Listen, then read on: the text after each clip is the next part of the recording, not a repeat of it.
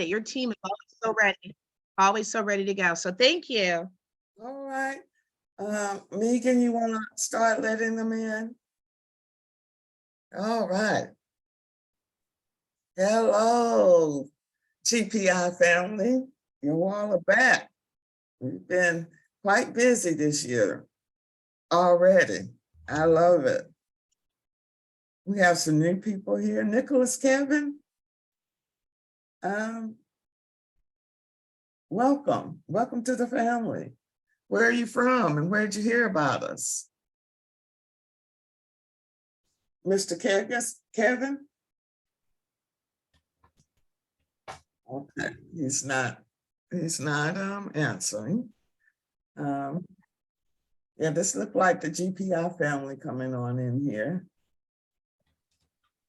And we have also Miss Jones. I don't know if you've met her, Jeanette. She was also another one of my colleagues at SBA, and she's also trainer and teaching them as well. So Awesome. we're stacking them up on our side. We're trying to bring, the deck. We're trying to bring the best of the best. So I love this community and I love this ecosystem that we are pulling together. So we have 1 minute. Hey, Timmy. Hello, ladies. How are you? Doing well. Good. Exciting. And you learning, Miss Lindsay? What are you taking away so far since you started the program? So I will admit I had a slow start, but I am picking up rapidly. I was just reviewing the last class you gave last week, Trinette, and wow. I mean, these are just, for me, I need to hear it a few times. Mm-hmm. But because I'm not ready to receive it at that time. And then when I get other information, I'm like, oh, that makes sense now. So I'm just very appreciative that we take this crawl, walk, run with everybody, because as I've known Trinette for almost a year now. I told her that I came in very sideways. And so I'm just really glad that I've taken this pause and doing the crawl, walk, run. And everybody's like, well, when are you putting out your business? I'm like, when I have my stuff straight, like when I have my team, my infrastructure in place, when I have my legal advisors in place, when I have my capability statement in place, when I'm ready to say yes, because I will be expecting people to inquire and I don't want to be sitting there looking like, I want to be ready. And I feel like that this journey with GPI has given me just that. So thank you. Thank you. I'm so glad. Like I said, Miss Paula's course is ground truth for everything. You can start from zero and really go through everything that you need. So thank you. Awesome. I'm going to do just some housekeeping right quick. Everyone, again, we're all about family and making sure we connect and understand who we have in the house and our backgrounds. So please make sure you put your information in the chat feature, your business name, location, email, and contact information, your area of expertise, your background. And make sure if you haven't completed your profile at gpiwin.com that you do, because our goal within the website is that we begin to use each other as a resource. We have almost 2,000 people in the database. There's no reason that we should ever have to leave home. We have too much talent within our community. So make sure you put that information in the chat. Also, if you haven't done so, make sure you go to our Facebook page, LinkedIn, and Instagram, and subscribe. Look, this is old school. I don't know anything about this, but the young people said we got to start building this out. So we're going to go with making sure you subscribe to our channels and spread the word about GPI. Again, if this is your first time hearing about GPI, please scan the QR code, go to our website or give us a call and we can tell you how you can get into the game. As always, I'm so excited about having Attorney Chandler come back for part 2 so that she can continue to bring us information from the ground up, meaning she's in Washington, D.C., and she has her hands on the pulse. So with that being said, Attorney Chandler, thank you again for participating and coming back. And we also are fleshing out her class. She talks about me, but I also talk about her because what she does is put your business on steroids. She's not as concerned about the stuff that I'm teaching. I'm just getting her ready. I'm getting you all ready for her doctor's course. So thank you again, Attorney Chandler, for what you're doing and what you've done for the community. Absolutely. Thank you so much, Ms. Paula. I love coming back here and talking to the GPI family. It is so much fun to be around people who are about business, as my grandmother says, who's in her 90s. She likes people to be about business. She says it like that. And so I just appreciate what you're doing, creating this platform for us to come and learn about procurement.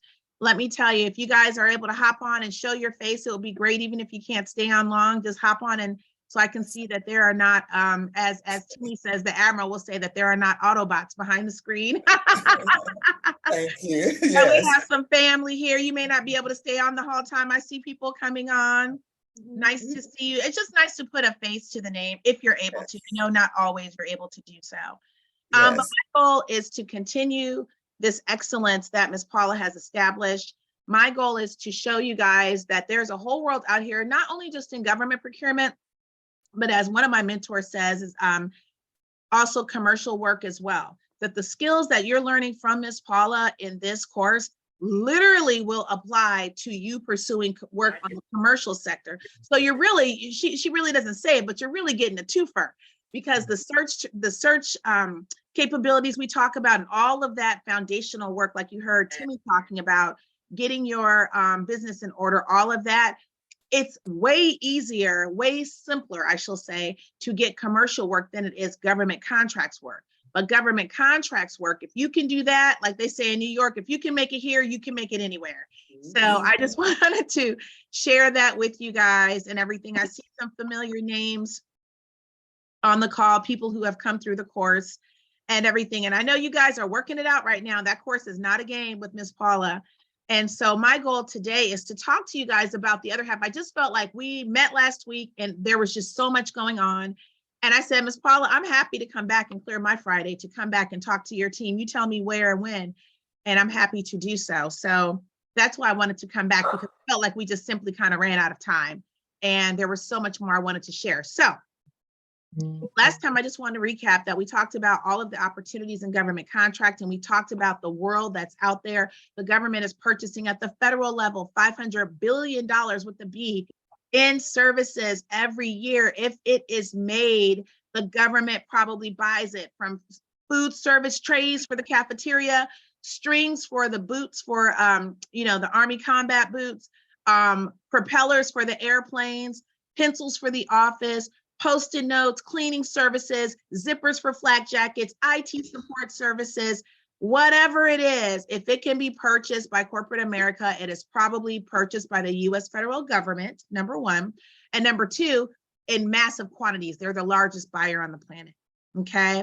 So I wanted you guys to be very clear that you may think, oh, well, I just do XYZ.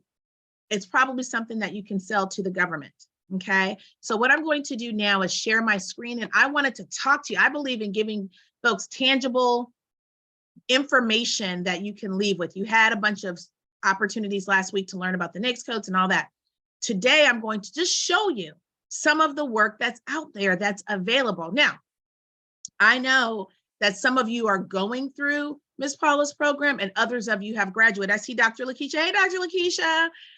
She's on there. She came through the program. She stays finding a deal and everything, and very, very good. And I don't know if that's Chris, that's from Ms. Paula's previous program or not, Chris Gray, or if it's a different Chris. But what I want to do is let you guys see my screen. 1 second, hold on. And let's see here. I'm first going to click on, I had it already queued up. Some of the opportunities that have been awarded by the government. Okay, let me stop the share for a moment. And then let me go back in. Last week you Jeanette, introduced them to the GovTribe site as another website for looking for opportunities. So hopefully they took those notes and took advantage and started exploring that website. Absolutely, absolutely. And let me just see here. It's for some reason it's, let me stop the share. I had it all queued up and now it's, 1 second, please.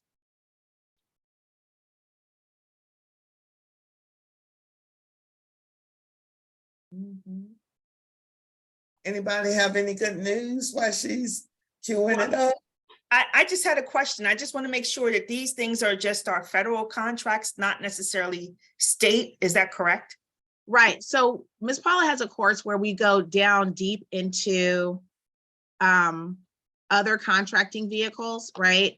But for the intents and purposes of this program, we're just talking at the federal level for you guys to understand what's available, what's out there. This is just really just an overview so that you can just see that it's available, it's out there, it's possible. But we have a whole course where, and I'll talk to you guys a little bit about that while this is pulling up. I don't know why it's freezing and I apologize. Where we actually have a 4-week course that we go through. It's called Bidding on Steroids. The Bidding on Steroids course takes you literally from not even knowing how to submit a quote, how to submit any government contracts or anything like that. And in 4 weeks, you learn how to submit an RFQ, a sources sought notice. You understand how to submit an RFP, as well as an RFI, a request for information, okay? So I don't know if you guys. It's not just learning, it's understanding the language that you need to include in those responses. Right. Whereas in my program, I'm just giving you the basic information. And I say, Dr. Chandler's program, you all are getting a doctor's degree. Would you agree, Dr. Lowe? In government contracting? Yes. Yes, ma'am. Yeah. I don't know if you guys are able to see. I don't know why this is freezing up like this. Let me see what's going on here for a minute. Let me try to open it one more time. Or you want to put it in the chat and I can open it for you? Yes, please. That would be great. Thank you, because it's not.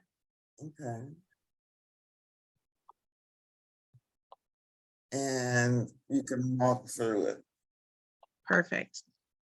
I'll put, because I have them all queued up. There it is right there, Ms. Paula. And I have them queued up. So what we're going to do first is talk about these contracts that have been awarded. Now, I don't know how many people we have on this call while Ms. Paula's pulling that up to share, et cetera. How many people on this call are veterans? How many folks are veterans on this call? All right. I am. Okay. Awesome. We have all these veterans, Crystal, Timmy, Anisha. I don't know if you guys have gotten your ratings, et cetera, but if you haven't. Okay. Here we go. I'm working on mine. Make sure you do, because what I'm going to do first is I'm going to show you. Ms. Paula, can you expand it just a teeny bit, please? I'm sorry. Expanded. Yeah, perfect, perfect, thank you. And then switch it over. If you guys can mute your calls, thank you. So these are some of the opportunities that were literally awarded yesterday and posted today. These are opportunities that are for set-asides. Let me explain to you guys what the set-asides are again. Set-asides are when you hear people say, oh, the 8A program, that is a government set-aside where the government has either 3 or 5% that it needs to set aside in all its contracts for companies that meet the criteria and who have been approved, vetted, and certified. So if you're an 8A contractor, you have the 8A, which is just the section of the SBA code that's called 8A. You have that if you're a woman or if you have some sort of social disadvantage, et cetera, and you meet certain very specific criteria. Ms. Paula literally is the guru of the 8A program. She's run it in several cities. She ran it for the SBA. Any questions on that, talk to her. But so that's one set aside. Being a service disabled veteran-owned small business is another set aside. If you have a rating from the government, on your disability, you're able to apply for that program. And the good news is that program now is going to be administered by the SBA. So now it can come in alignment with what the SBA's goals are, and the way the SBA executes the program. I think it's going to be more streamlined. In my opinion, it's going to be less sort of back and forth that you might have had with the way it was administered previously by another agency. And I think it's going to be a blessing for veterans. Both my parents are service disabled vets, so you guys have a special place in my heart. So that's another one. Another set of, oh, and here's the deal. Even if you're not service disabled, they still have what's called VOSB, V-O-S-B, veteran-owned small business. So that's another one that even if you are not a service disabled vet, you still can qualify for opportunities as just a regular veteran-owned small business. So excuse me, does the SDVOSB get a preference over the VOSB? often they do. I'm going to tell you right now, when you're looking at opportunities, especially this time of year, the government gets a report card. They have a scorecard based on each agency meeting its small business goals, right? How many WOSB firms did you award opportunities to? Did you hit your 3% mark, XYZ, right? Now, when you go to the VA, I'm going to tell you guys straight out, the VA gives preference to any small business opportunity to small, disabled, veteran-owned small businesses. We call them SDVOSBs. You're going to get a preference. So if you are a service disabled, veteran-owned small business, you should immediately be looking at the VA for opportunities because you get to the front of the line, and deservedly so, right? And so you do get preference there. Now, often when the government in their acquisition life cycle, when these contracting officers, et cetera, are looking to say, okay, we need to put this out, we want it to go small business, they'll start looking at their indicators and what's happening in their overall acquisitions program. And behind the scenes, these contracting officers, and if we have any on the call, I don't know if you have Ms. Joyce on the call or anybody else, but feel free to hop in. But they'll say, hey, we need to make sure we're tracking it. Okay, it's this time in January, we should have put out X amount of women-owned small business opportunities. So let's look to see if we need to put this out as a WOSB opportunity first. So they'll put that out to industry there. And if they don't have enough of a response from a specific set-aside category, then they may open it up to other categories or make it total small business, right? So that's sort of the process. So whenever you guys see an opportunity, right, I'm going to show you just some of the ones that have been awarded. When you see an opportunity, it's critical that if you're able to reply. Some of the ones I'm going to show you today are only requests for quotes. Why do I do that? Because if you are new to this game, the request for quote is the easiest way for you to have an opportunity that you bid on. You basically take the information the government is asking, you give it to them. It's like, hey, what's your business name, your unique identifier information, how long you've been in business, send us a capability statement, and give us a quote for XYZ number of Stryker medical beds for the VA down in El Paso, right? It's that type of stuff. So you don't have to do a lot of writing at all, except stuff that you already will have or should have if you've come through Ms. Paula's program, capability, all of that stuff, right? So this is just one example that was awarded. Can you please scroll down, Ms. Paula? Oh, I'm sorry, just scroll just a little bit, scroll up to the one before.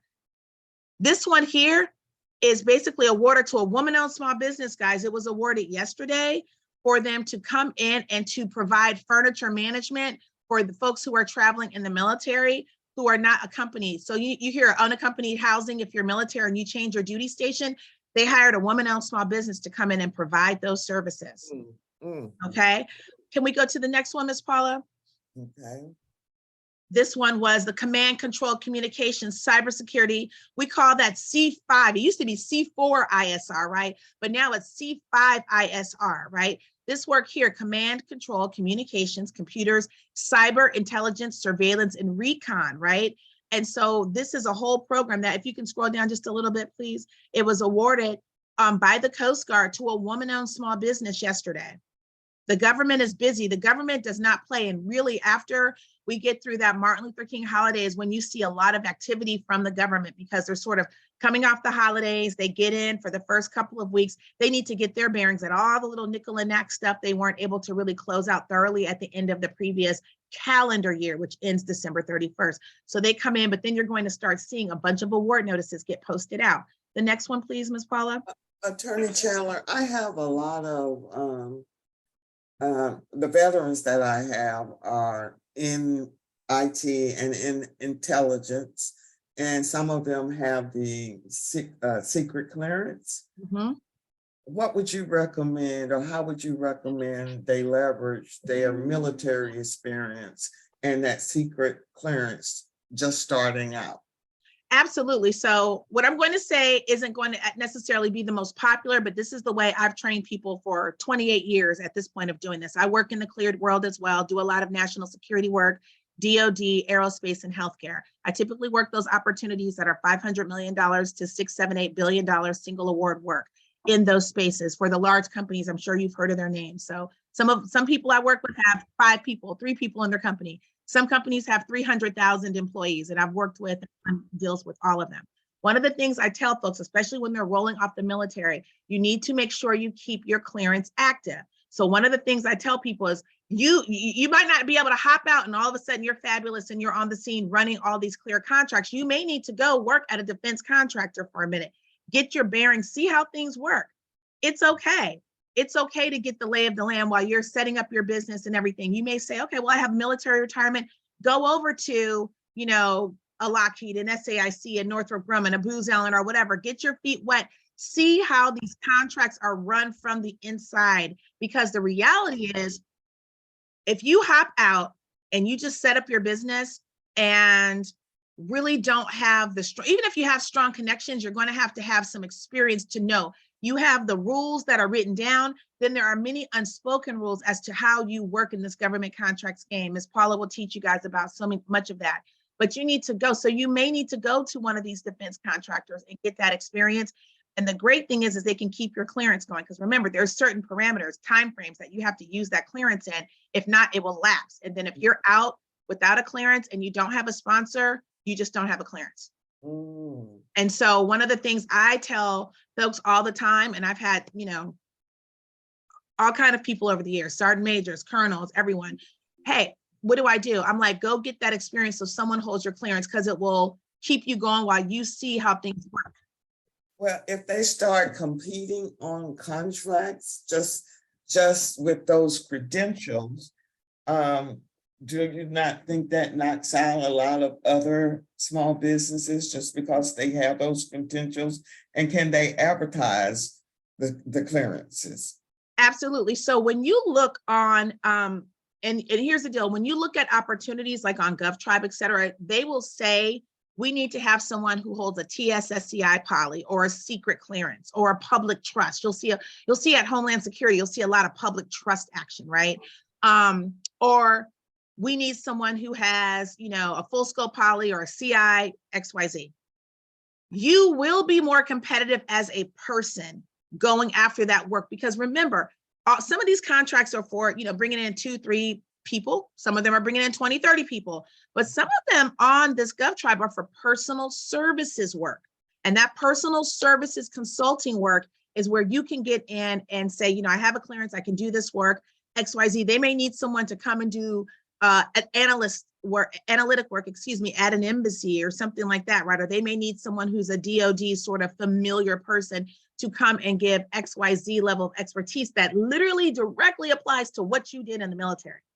So those are those kinds of contracts you'll look for. So when you're looking for contracts, last time I told you guys some words to look for, right? Simplified acquisition, we talked about purchase cart, we talked about all that.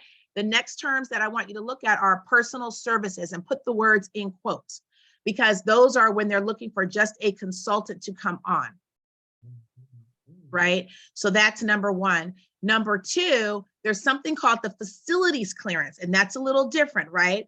When you have your clearance, your business, often if you're going to be doing any work in the intel sector, needs to get a facilities clearance. Now, you can get one as long as you follow the protocols, but you need to be mentored by a company that has one. So when you guys get to that part, I don't want to give away all the secret sauce. Ms. Paula will talk to you about a little bit about the mentor protege program and give you an overview. But once you start making those moves and you more closely and narrowly refine and define exactly what you're going to be doing in the government space, because right now it all looks good, right? Everything looks good on the Thanksgiving table. But once you get super, super clear on what you want to do and what that work will look like in the swim lane within the IT sector, for instance, that you want to pursue, that's when you start saying, okay, who can I talk to about getting a facilities clearance? What relationships can we leverage? You have a database of 2,000 people with GPI. There are people in that database that have come through Ms. Paula's program, that hold the facilities clearance, that can then mentor you, right? That can then sponsor you. So I just wanted to I'm not trying to drive every single thing back to GPI, but I actually am trying to drive everything back to GPI, because you have a one-stop here. And this is a very unique purple unicorn situation here. You're not going to find it as thoroughly aligned in the ecosystem, to my knowledge, that I've seen, and I've been around doing this for 28 years plus, actually, it'll be 29 in a minute, that I've seen this happening, except with GPI. So. Thank you. Because I get a lot of those questions. Yes. And I haven't played in that space, so I'm not as comfortable.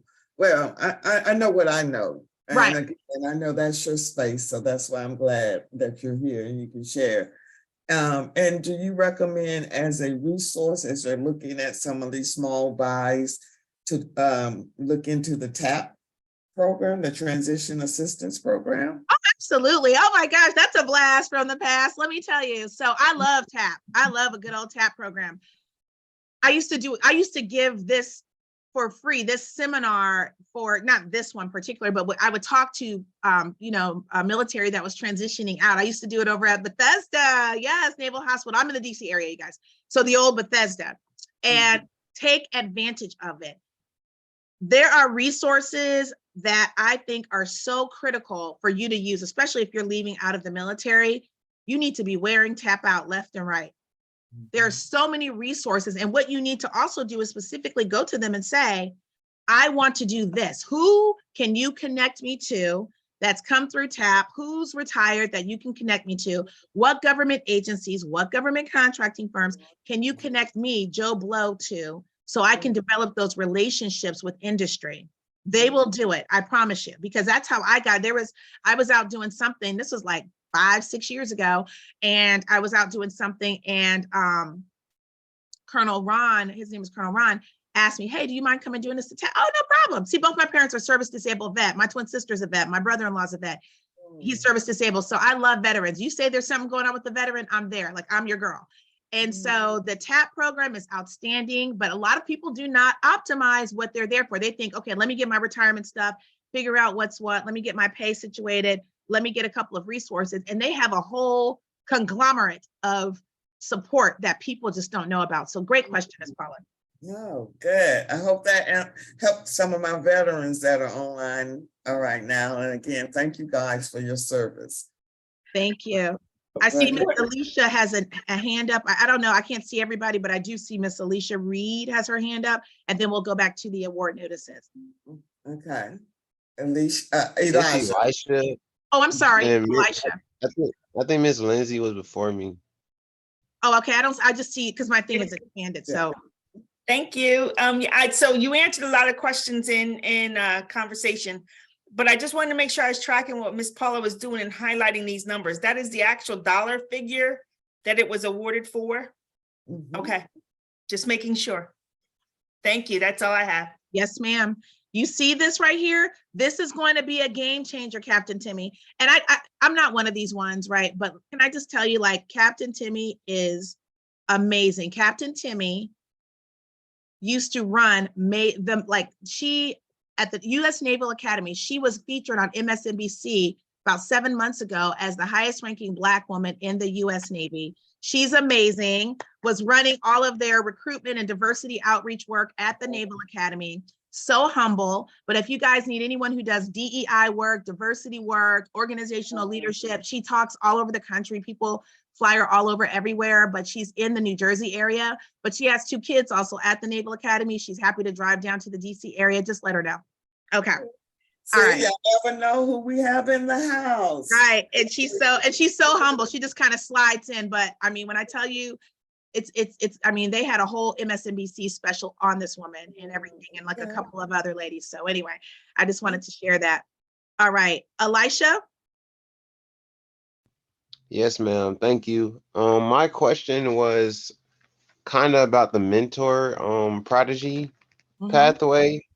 I'm not really entirely sure how to I guess, to market to someone and what questions to ask to And- see if they're really reliable. Are to you, have you gone work through Ms. with. Paula's program, Elisha?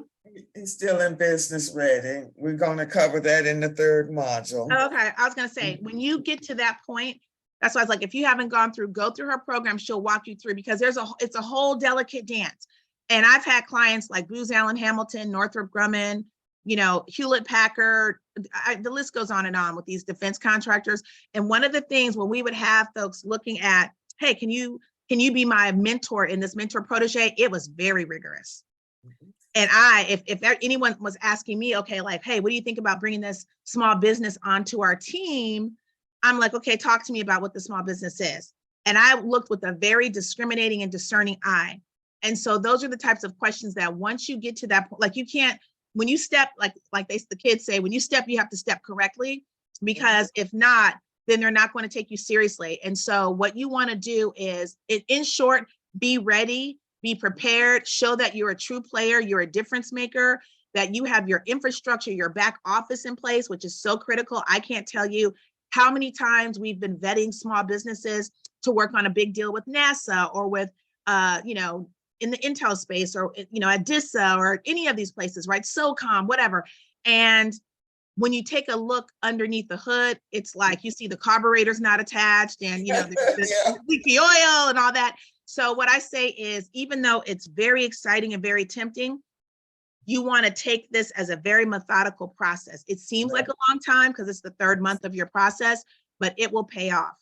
Because when you guys come out of this, and this is why, like, I'm not someone, if you guys ever look, I don't do a lot of social media. I'm not the guy to be out there talking all this, because there's so much work, so much business in this space. I can literally be invisible and work until I'm 1,000 years old. However, this right here, when I see that there's an opportunity to help my people win, you'll see me work, but I'm usually not on any kind of platform. What excites me about what Ms. Paula's doing, out of everybody who wants to hang their shingle up and say, oh, I do this, I do that, she's truly legitimate. So I just wanted to tell you that the process may seem like I want to go faster. Oh, yeah. Not towards you, Elisha. This is just in general for everybody, but you want to slow down to go fast. That's what one of my mentors told me like 30 years ago, like slow down to go fast. So does that answer your question? Oh, Ms. Paula? And what I love about Elijah, he is one of our recent graduates from Savannah State.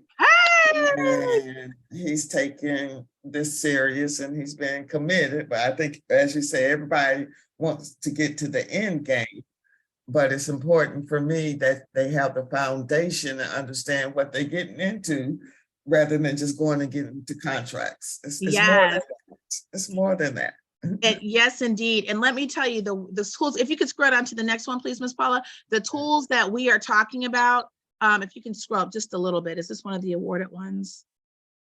Right here, just to the top, so I could see it right on top of the word special. Okay. So this one right here, yes, this special operational force, combat diving rapid engineering division, support for them, right? Logistical and admin support. Guess what? Awarded on the 13th to a woman-owned small business. So that there's a huge pot of opportunity out there. Let's go down for one more, and then I'm going to trying to read them big numbers. and you see these numbers. So they got that contract, and that contract was for $3 million. And those are the types of contracts that are game changers. I'm going to put another one in the chat in a minute for you, Ms. Paula. Okay. Design, build, indefinite delivery, indefinite quantity, which is what we call an IDIQ. Look, guys, Jacksonville, Mayport, Orlando areas, it was awarded to a hub zone. A hub zone is a historically underutilized business zone. Those areas that may have needed some, you know, they need revitalization, underserved communities. That's where you're going to find the hub zone. So an IDIQ, guys, just so you know, again, an IDIQ is a license to hunt, what means, like, say 40 companies submitted for the opportunity, okay? And then the government will make a down select. Maybe they will say, okay, out of the 40, we're picking these 12 companies. They've made what's called the down select. Now the government will start what we call letting, basically issuing what we call task orders, which are micro proposal requests, okay? We call them TOs. They will put those out for specific bits of work on this large IDIQ. So the IDIQ is the major vehicle, and then they will issue task order requests called TORs. A task order request is like a solicitation for a task order. A task order is like a mini version of a proposal. And so they may say, okay, this is a design build opportunity. We need someone who's going to come in and do all the drywall work and hang all the doors. That might be a task order. Another task order may be for the electricians to come in and lay all the electrical wires and do all of the, the junction boxes and everything. That could be another task order. So whenever you guys see this, write this down. IDIQ, they write it all as one word, or sometimes they'll write ID/IQ. That is a license to hunt. You want to get your foot in the door before closing time. So you make the down select, right? And so that's that. It says multiple award construction contract, which means there's a bunch of task orders and they will be making mini awards for work for this particular opportunity, okay? And it's issued by the Navy. And task orders, I've worked on those types of contracts. A task order could be a $3 million task order. Oh, yes. Oh, yes. Within the contract. So when you're looking at IDIQ, it's the vehicle that the government is using to get to you. Yeah. Correct? Yes, ma'am. And I've had many businesses where I say, you know what, you're not really ready to go after this as a prime right now.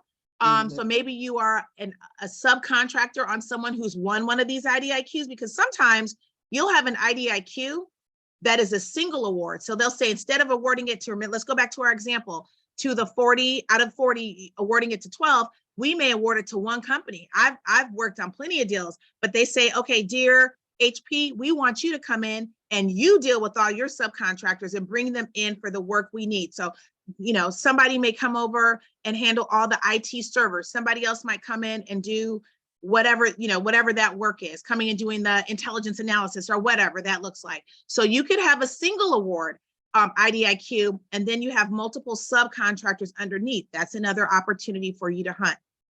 So would you recommend that they approach the awardees under that for subcontracting opportunities as a strategy?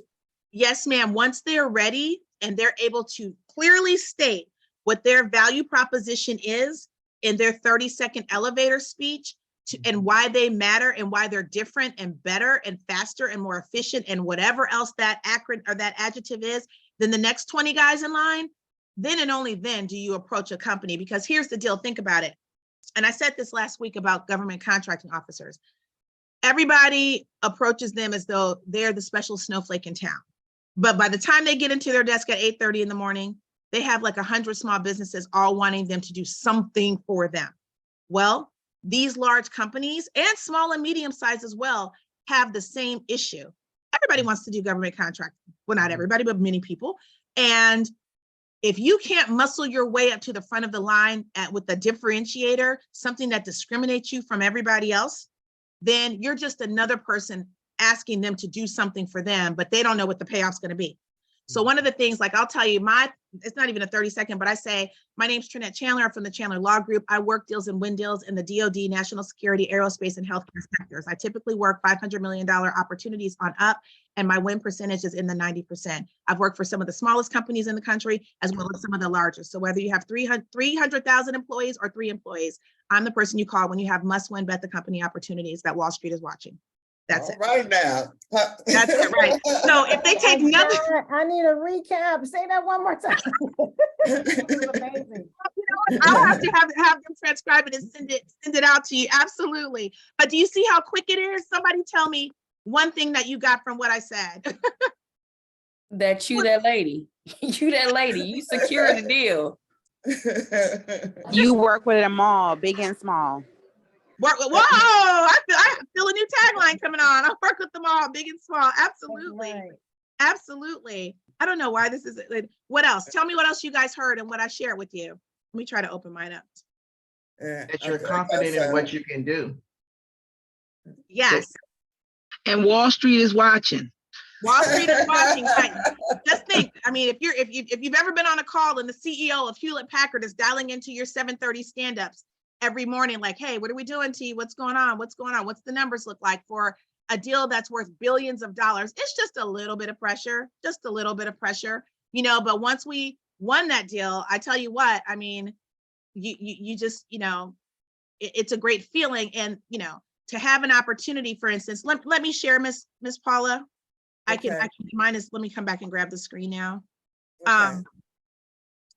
To have that opportunity and people say, oh my gosh, and people to come up to you, and this is what gets me excited. And this is why I do what I do, because we need to get this information in our community. To have people say, you know what, I was afraid we weren't going to win this recompete. I was going to have to look for another job. Or what happens in the large defense contractors or any company, let's say you're working on an opportunity, let's say down at Fort Belvoir, and company X, you're working for company X, Acme Corp, and they bid on the work and they lose the work. You are in a very shaky place. You don't know if the company, and so the person who has the work, we call that the incumbent company.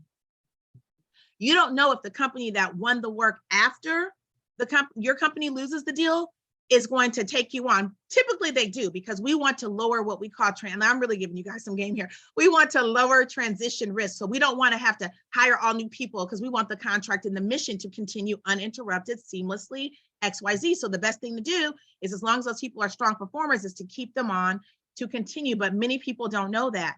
And you don't know if company B that came in and won that work, if they undercut your company by, this happens a lot, by 15, 20%. So you might be making $100,000 a year. Now, company B comes to you and says, in order to keep your job, you're going to have to really be at about $85,000 a year. Still great money, but if you're used to living on 100,000 and then it's 85, that's some of the stuff that happens, because sometimes it's a pricing shootout on these opportunities. Does that make sense, you guys?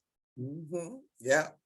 And that's what happened to me. I ended up losing a big contract by $200,000. I had to cry over that one. Yes, and it's painful. So one of the things I want you guys to do is always be thinking about, hey, when I show up and someone asks me, the way I rattled that thing off, I do defense, aerospace, you know, national security, healthcare. You should be able to, because I sometimes have only had an elevator ride, and people say, oh, what? Okay, let me get your card. And then you start developing what Ms. Paula always talks about, that relationship. Okay, we might not do business. Well, sometimes it has happened where I've met people and they're like, hey, can you come down to my site next week? I need you to look at things. I'm like, okay, you know, but often it's like you develop a bit of a relationship. They feel you out. People vet me all the time, like, hey, is this girl for real? Blah, blah, blah. And I'm really proud to say, thank God, it's all his blessings, that when I come back, they say she's not going to play, but she will come on and get you situated and tightened up to make sure you guys are ready to at least excel and preferably win. So let me show you guys some of these opportunities here. I'm sorry, is it possible, this is Carolyn, can you repeat that last part about how they come back and, I guess, take the money from, or you have to decrease the money? So what will happen is, let's say I'm with Acme Corporation. I'm working as a program manager there, XYZ, right? And then I'm an employee. I'm gonna tell you both ways. I'm an employee and I'm a program manager. I'm making $100,000 a year. They put the bid out. Everybody sends in their proposals. 10 companies send in their proposals. They pick a company. They do not pick the company you work for. So you will not be on that contract if the new company coming in, okay, the new bidder, the awardee does not keep you on. So that can be somewhat stressful. Now, let me tell you, often they'll keep you on, keep you at the same salary. All you do is what we call a badge flip. You go from Acme Corporation to, you know, ABC Corp, and you're good. But sometimes what has happened, especially when the government was, in my mind, getting carried away over the last few years, but they've course corrected with this lowest price technically acceptable shenanigans, this kind of nonsense, they would be like, okay, well, we can get Jan, she's just going to be glad to keep a job, and we need to undercut Acme. So ABC, company B, they will come in and say, we're going to bid, instead of paying her $100,000, we're going to undercut the contract cost by 15% so we can get our foot in the door, right? And so we're going to come back to them and say, hey, we're your new company. If you want to come on board, let us know, XYZ, you're happy to keep your job. Oh, there's just one more thing. Instead of your fabulous $100,000 a year salary, you're going to be getting $85,000 a year. Still nothing to sneeze at, don't get me wrong. But if you're used to living at 100K, it's different. And it happens a lot. The issue is, what do people do? They talk with their walk, because people say, I won't be disrespected to do the same job for less and sit here doing the same work when I already probably was getting underpaid.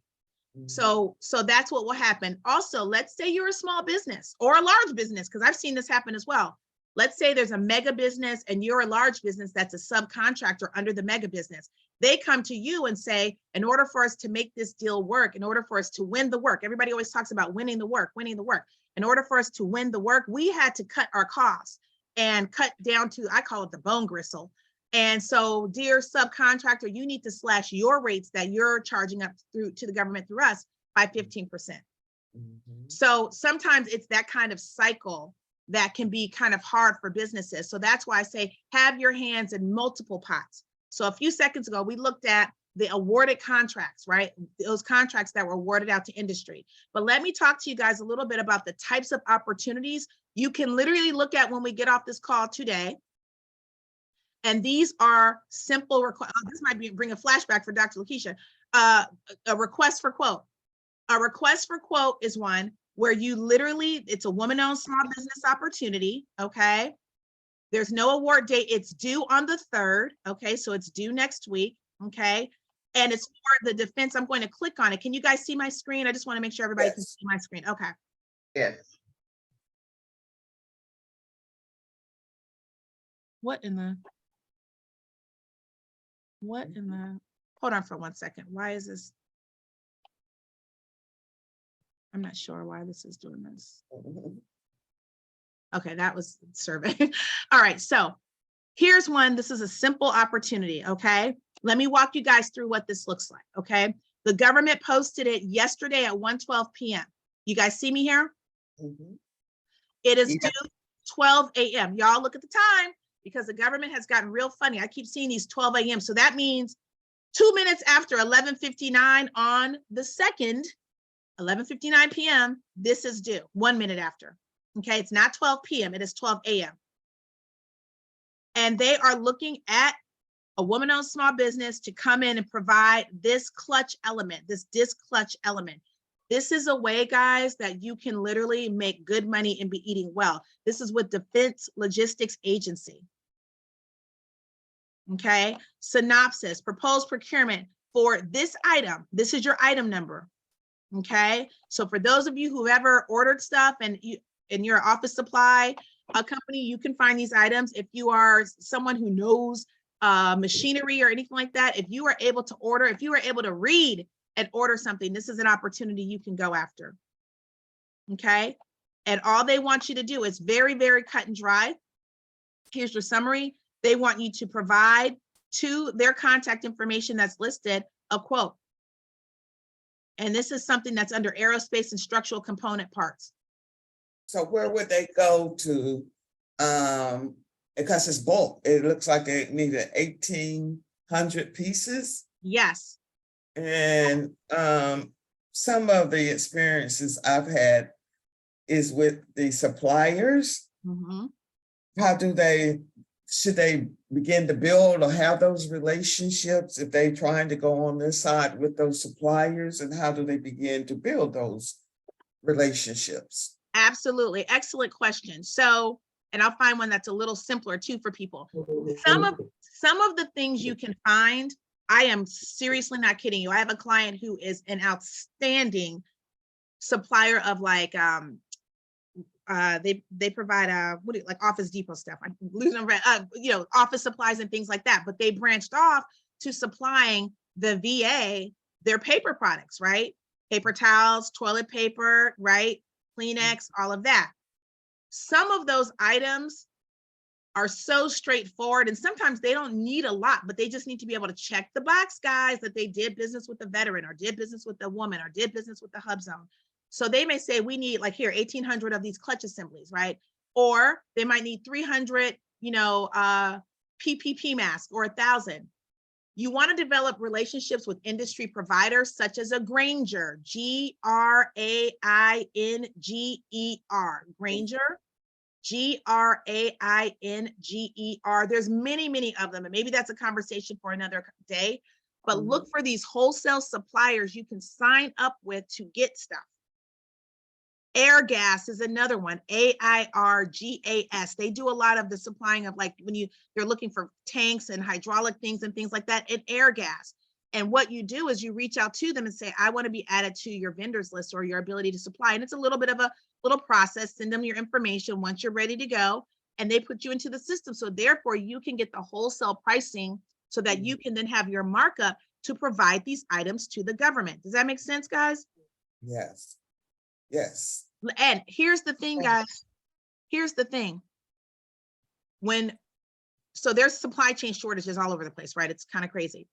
So I've literally had several clients, because my client Greg said, hey, if they can't find it, one of the best places to go people don't think about is Amazon.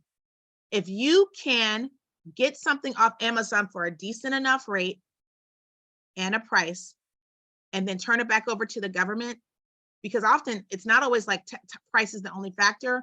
If you're with your back against the wall and you want to do a test case and try to see what's what, that's another option too. What happens if they are, as we've seen, are using a supplier that's like in China or overseas, international? Right. What I encourage you guys to do is to really make sure you're trying to supply your things with American-based companies. Okay. Even now, there's a bunch of legislation that just came through in the latest approved National Defense Authorization Act. And it really deals more with like IT, getting IT or phone systems and stuff like that from China. But we buy American here, people. Like, that's what we do. That's going to give you the greatest opportunity, first of all, to keep another American employed, but also most of the government, they're not going to patronize. Like, they don't want their earpieces from China. It's just not going to happen. So you need to source these from American companies that can, be sort of the intermediary between anything else, that's from the straight manufacturer. Because a lot of times you can't go to the manufacturer, but you can go to a company that wholesales it out to industry. Sometimes you can go straight to the manufacturer, but not always, especially when you're small. I just remember when COVID hit, everybody and their mother we supply masks, and they were getting them from China, and they were defect. So you're putting yourself in a bad position, right? Selling a defective product to the government. Yes, and that's so true. I mean, my phone, I feel like, was ringing off the hook with people are like, oh my gosh, I ordered 500,000 of these masks from wherever, not the US. And they said they were KN95, but they were KL95, some generic knockoff that no one's heard of, and they're stuck, right? The Chinese company or the Korean company, they're like, we can't help you. Like, good luck with that. You made your order, we have your check. And now you have a small business that literally is run out of business by trying to take advantage of a wave. And I don't begrudge anybody that, believe me, I was running like a command central here for people looking for PPE, but it's like, let's find American companies to do so. And oh, by the way, there's a lot of money coming out in a lot of these bills coming from President Biden's administration. And one of the things the government is looking to do is jumpstart our manufacturing base again. So if you're someone who has a talent and you can manufacture things that you can say are made from end to end in the US, that's another area that many businesses, especially many minority businesses, we don't think about.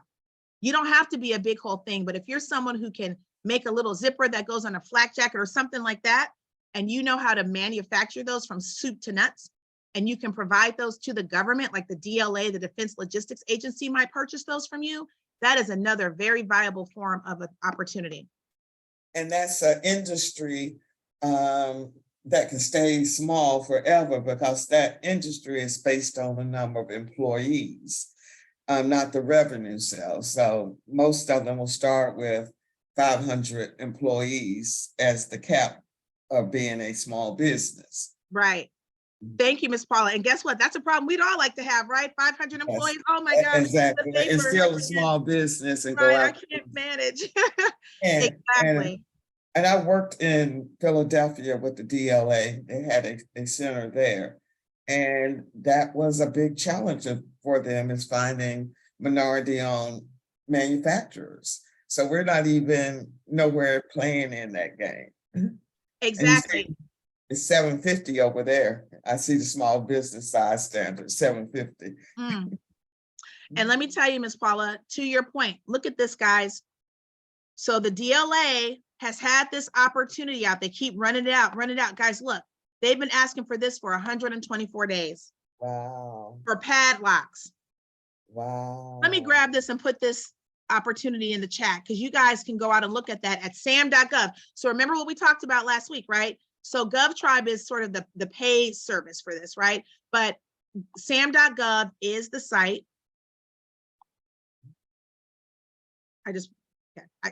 I'm a girl of limited talent. I can't talk and put stuff in the chat. But this is one that's been out there, guys, for 124 days, and there's a bunch of them like that. This one's set aside for women-owned businesses, but this is one literally all you have to do. This is an RFQ and request for quote. They're going to ask you the quantity, the price per unit, the total price. And that is it. You submit your information over to so how much markup do people tend to put on these products? It depends. It depends. And we talk about this in our class. It just depends on something like this. If it were a padlock, let's say you buy it for $1, just hypothetically you wouldn't, but just say it's for $1, then marking it up at least $2, preferably $3 to the government, not a problem. Okay, because remember, you have to cover in that $1 that you're buying it for all your back office fees, your profit, your margin, all of that. And then part of every $1 you bring in, a little bit of it, even if it's 1% or 2%, should be to help amortize over the cost to maintain your back office, to keep you up and running, etc. Does that make sense, you guys? Because I don't think people think of their time when they're starting out as a cost. And so they're not necessarily factoring that into their bids. Absolutely. Absolutely. And it depends if it's something that's even harder to find, etc. You have to play around a little bit to see what the market would bear, but I'm just going off of what I've seen over deal after deal after deal as to how people will put this markup, you know? So let's say it's services, right? Let's say they're billing out Jane at $50 an hour. The government would be charged at least $100 an hour for Jane's services. And depending on the niche level of her services, if it's super technical or hard to find or whatever, it may be for that labor category, $125, $150 an hour. That's how these companies are making so much money. So one of the things you could do if you're competing in that space, if you know you're going to have to pay Jane $50 an hour, which takes us back to the $100,000 a year, 50 an hour, then you might come in and say, you know what? I want to get my foot in the door and I know I can eat, but I can maybe bill her out at 90 an hour, or I know the other company down the road is going to charge 100. You still are eating well because you don't have all those back office costs that a Lockheed would have. So you don't have 30 people that you have to cover sitting on the bench in accounting and HR and technical recruiting. You just have you and, like, you know, your mama, you know, working a deal in the background. Does that make sense, you guys? Yes, yes, yes. Yeah. All right. Let me have go. about 5 minutes left. Yes, ma'am. I'm going to go to one more, and I'm going to give you guys, get ready, because I'm going to be talking quickly and giving you just a little bit more game. But look at these opportunities, these valves, this little stuff that's not sexy, not fabulous. There are literally companies who eat off of this stuff all day. And that's not that. I think that's always the concern. It's like, well, I'm going to have to cover that cost up front. So how do I go after this and not necessarily can afford to go after it? Because again, sometimes new money is not always good money, as they say. Absolutely. And that's part of the thing that you guys really want to focus on. So sometimes you'll get a line of credit, right? From these different places that you're doing business with, for different suppliers, they may give, have you on a credit plan with them. But I'm going to be honest with you, there are a number of other ways that you can get access to capital that you do not have to always front this money up to the government. And what you do is you start small. Like if you know that it's $5 to purchase these materials and they want 300, that's $1,500. Y'all, everybody on this call, by the time you're done with this program, if you don't have access to $1,500 in capital, we have far greater issues to talk about. Amen. And I'm not trying to be funny, but our mindset also has to be, let me take a small chance on myself, but it will not be free playing around out here in these government procurement streets. And then there's also some other resources that if you have an invoice for the government and you're waiting to get paid, that they can work with you. And it's not that typical high cost factoring and all that nonsense, whatever. It's something that's real straightforward, super easy. And they are specifically geared towards helping small women and minority owned firms. Another day, another conversation. That's right. All So right. long story short, as you guys see all this, a valve for a ball, a valve for a butterfly. We don't have time, but there was one that in Bay Pines, Florida, they had an opportunity for someone to come in, do all the janitorial work down there at the VA, at the actual VA itself. Then right after that, they have another completely separate opportunity for that same VA site to handle all of the janitorial work at the administrative buildings. So they broke it up. They didn't make it one whole thing. They try to keep it small business. So anyway, I just wanted to share that with you guys.